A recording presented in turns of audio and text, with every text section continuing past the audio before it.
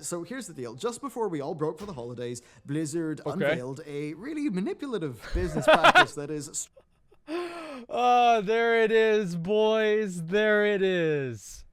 Hey, guys, they're going away, but they might come back. But they're going away, so you've got to buy them now. Okay. Straight out of Mickey Mouse's playbook. Now, we then also began to see a bunch of the Activision-directed cost-cutting, along with a fresh report that gave us more background. And of course, often companies, they choose to release bad news just before a major holiday or a big event. With Activision's and that's a classic growing. move, because, yeah, the bad news is still going to sting, but people are going to be busy with other things, they're going to forget, and all be back to normal. Well, while I technically was off work, I'm not letting Blizzard off the hook for this one. Let's kick off this extreme fun video with the Disney Vault, or sorry, should I say the Blizzard Archive, because yes, Blizzard Entertainment are emulating one of the most widely criticized business practices out there.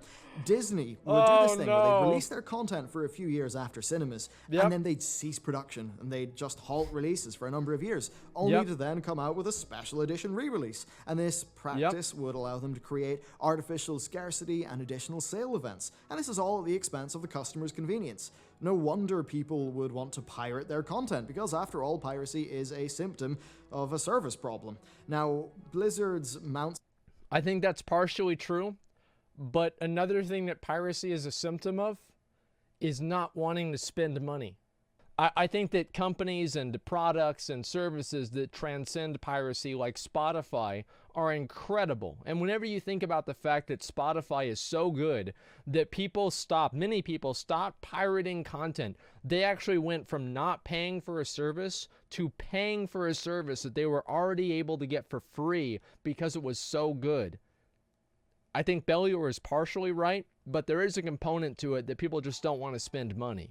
Sale for the winter has done something very similar, but it's so on the nose it beggars belief. So the See You Later bundle features a number of store mounts, pets, and 3 transmog helms. Now, bundles have existed in the past, but, well, the difference is that these are all being removed from the store after the event. Now, remember that paying to unlock an item, well, it's an item that's already in the game. There is 0 cost to it being on the store. So why remove it? Well, you remove it to create artificial scarcity.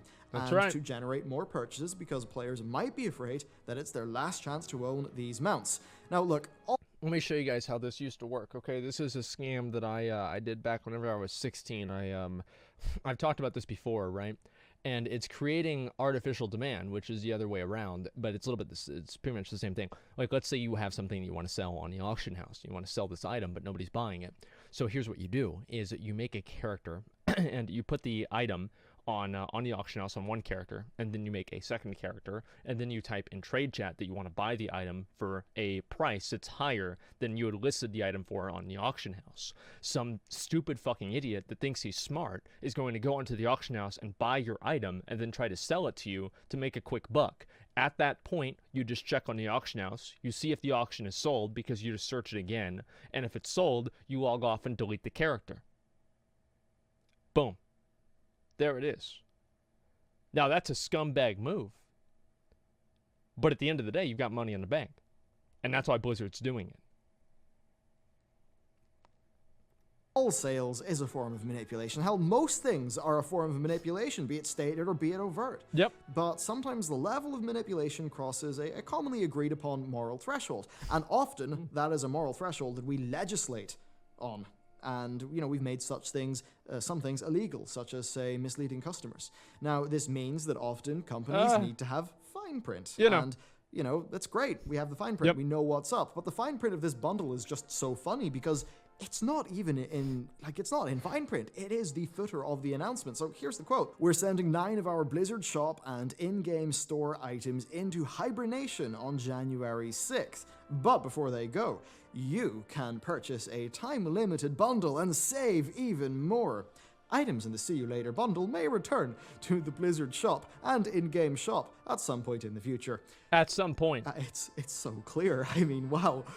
These mounts are, you know, they're going into hibernation, but for no other reason than to aid a sale pitch. Remember that these mounts cost nothing to have in the store. It's not even like you download a file when you purchase them. The file's already on your computer. Now, when a new store mount is released, it gets a special feature on the store. So it's not like these old mounts are taking up that much visual space or taking away from the new mounts on the store. The reasoning behind this becomes even more apparent once you look at the mount ownership statistics. As for the, the other stuff, it's a similar situation, but they're all Yo, how much do you guys want to fucking bet that he saw this on my stream, dude? Look at this. Listen to what he's about to fucking say. Listen to this clown-ass garbage. Old, and they don't hold up visually to Blizzard's modern work. It's clear that these things were just not selling well, and Blizzard have realized that while they are in the store, they're not shifting copies, so in a move to increase their perceived value, they've just made them artificially scarce. Chances are that barely anyone actually wants these mounts, but because of the sales event and the fear of never being able to have them again, that's just going to tip people over the edge. And they're going to buy them. They likely will plan on selling these again. Like, there's the legal disclaimer is there. It's not called the Goodbye Bundle. It's called the See You Later Bundle. We'll see them later. Of that, I have little doubt. As the time on this promotion runs out... I never even thought of that. Please don't support this. If we reward these tactics by participating, we just encourage Blizzard to continue. And in a world where, as we're going to see later in this video, in a world where stuff's a bit more controlled by the finance department, the last thing we should be doing is giving the finance department more ammunition. Now, look, I mentioned finances. Very true. So it's time to talk about the influence of Activision over Blizzard. Now, this comes once again from one of Jason Schreier's reports, which, interesting. The first one was just his name was enough to make people throw it in the bin, which is kind of interesting because those people also seem to be the same people who are the harshest against Blizzard. Now, look, as I've said many times, his work is often very solid, especially his investigative work. Often, I don't know anything about that. He does make a bit of a tit out of himself on Twitter, that's for sure. But it's possible for someone to do both good and bad things. We shouldn't let those things cancel each other out. We shouldn't throw out the baby with the bathwater. Kotaku, yeah, they can publish a lot of trash, but they can also publish good things. So we need to take articles for, what they are in isolation. And given what else we've heard, and the previous Blizzard article, and all the other investigative pieces, we read that. I remember that stuff. Yeah, this stuff is fairly accurate. So even if you don't like the messenger, I think it's worth paying attention to the message. That's a good point. The news broke via Eurogamer that Blizzard were expanding a voluntary redundancy program in their Irish offices, mainly affecting support staff. Now, the idea is that you get someone to leave of their own volition by essentially taking a deal. Now, for the staff, it's good because they get quick money, and that's brilliant if they want to make a career change, but they're also worried about their stability. For the company, it means that their least dedicated staff feel free to leave, and it means they don't have to lay people off, non-voluntarily, and that seems can like be a really win-win. expensive. And of course, by having those people go, it decreases their monthly burn rate.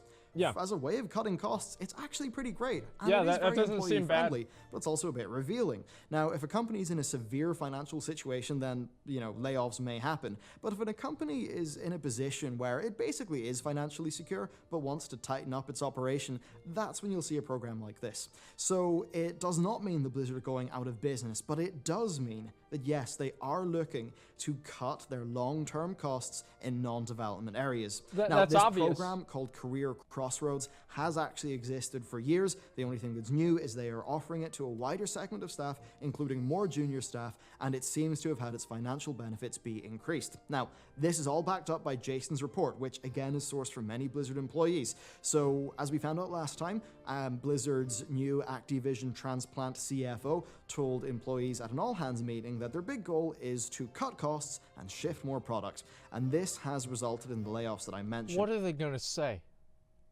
I love it whenever they have these meetings and they're like, hey, our plan is we want to spend less money and save more money.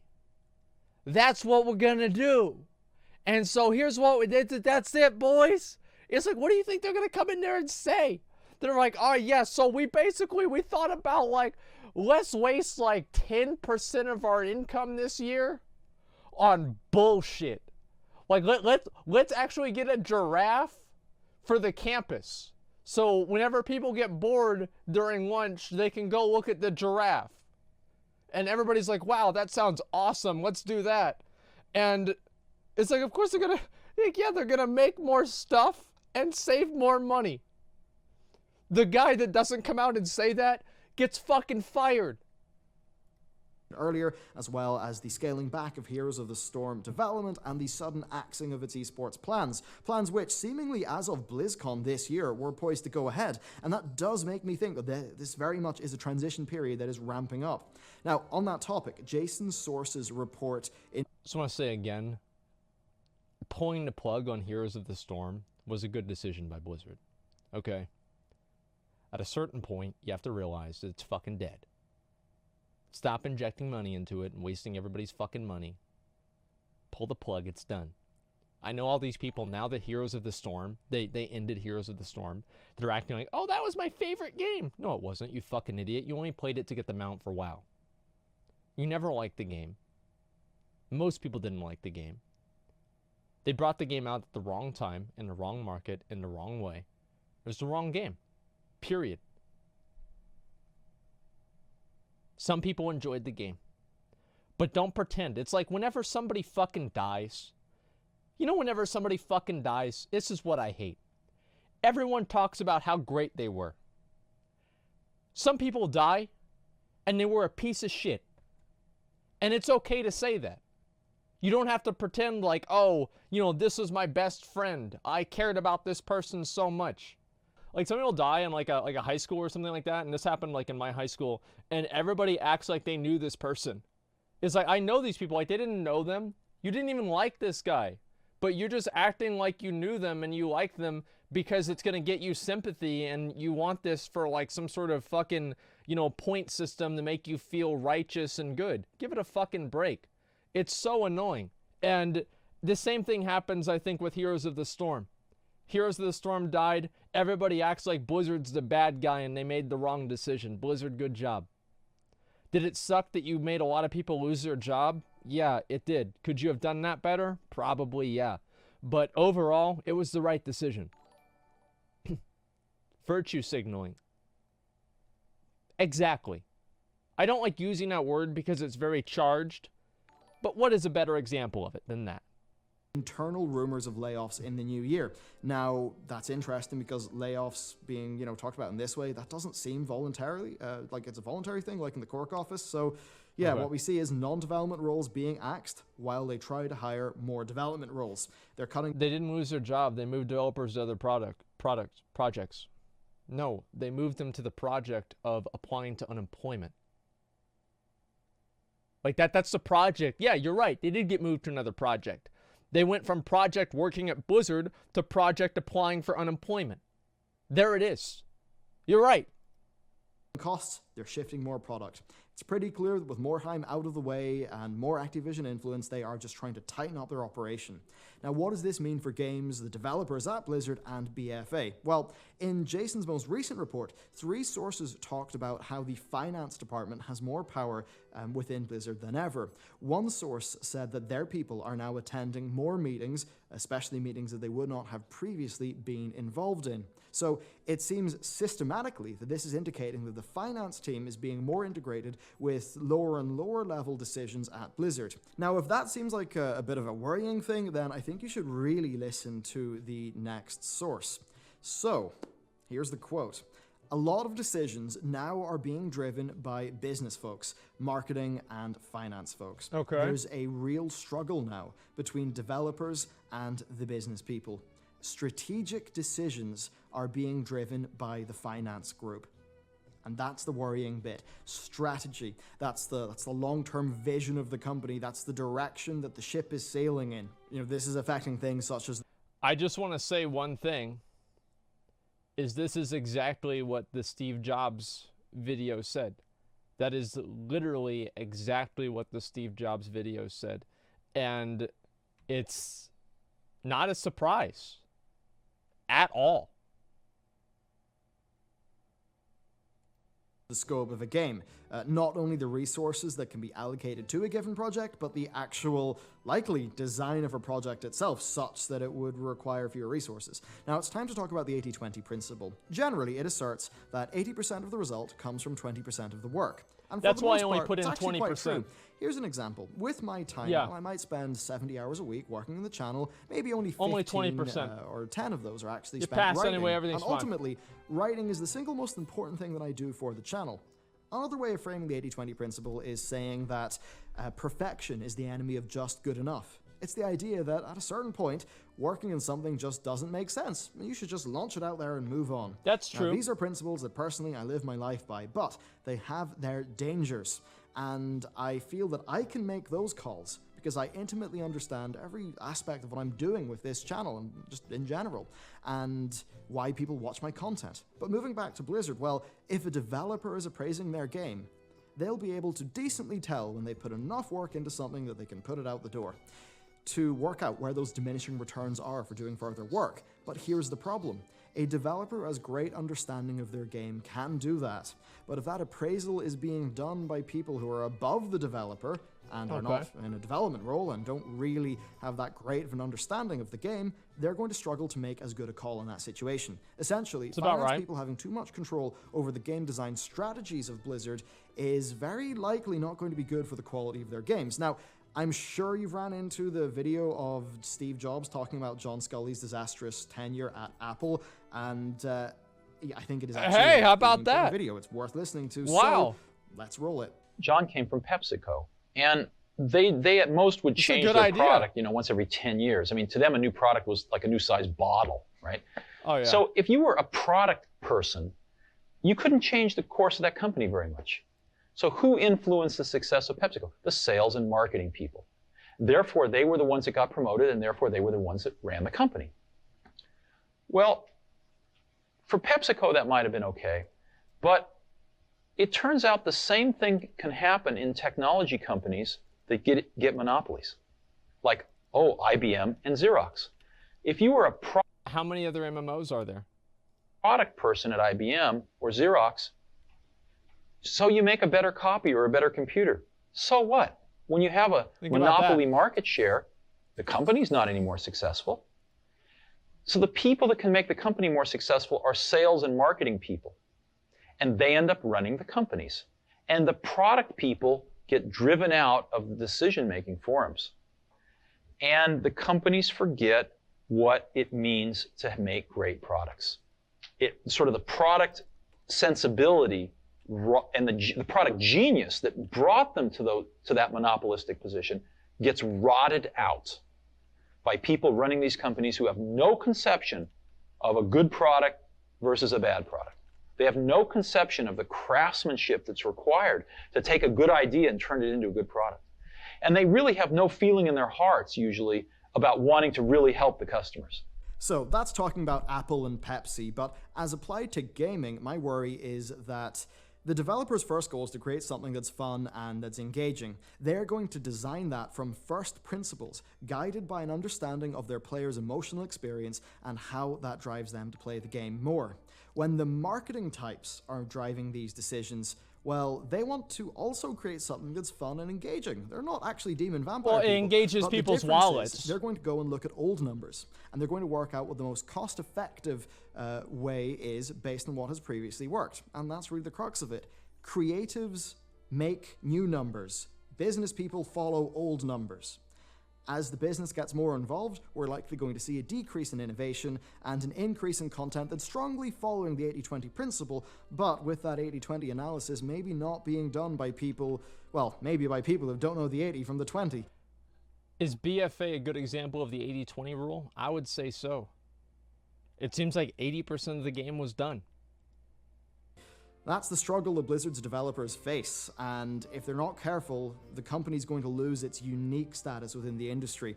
Just look at Activision. They streamlined their business to be a small number of IPs. Large segments of their revenue come from something like, say, Destiny 2. And if those franchises, if any of that small number of franchises that they have start to struggle, you're going to see a big hit on the company. Now, I don't exactly want to bring in stocks at the minute because, like, especially if you look at, say, the FANG stocks, they've all went down. The markets we've seen all of this. So as much as we can say, look at Activision Blizzard, it's trading at 50% of its value. It is also worth bearing in mind that, I mean, we seem to be in a bear market, put it that way. So definitely that should be something to take with a pinch of salt. That means that there's bears in the market. That's really the point here. With this video, I know it's like one of the first ones of the new year. It's when we all want to feel happy about the future and all of that stuff. But at the end of the day, when I see Blizzard do something like the Blizzard Vault, I can't not talk about that. Let me know what you think about all this stuff down in those comments. They view their shareholders as their customers now. We are the subscribers, not the concern any longer. Our subscriptions are the product for shareholders. We are no better than cattle to them.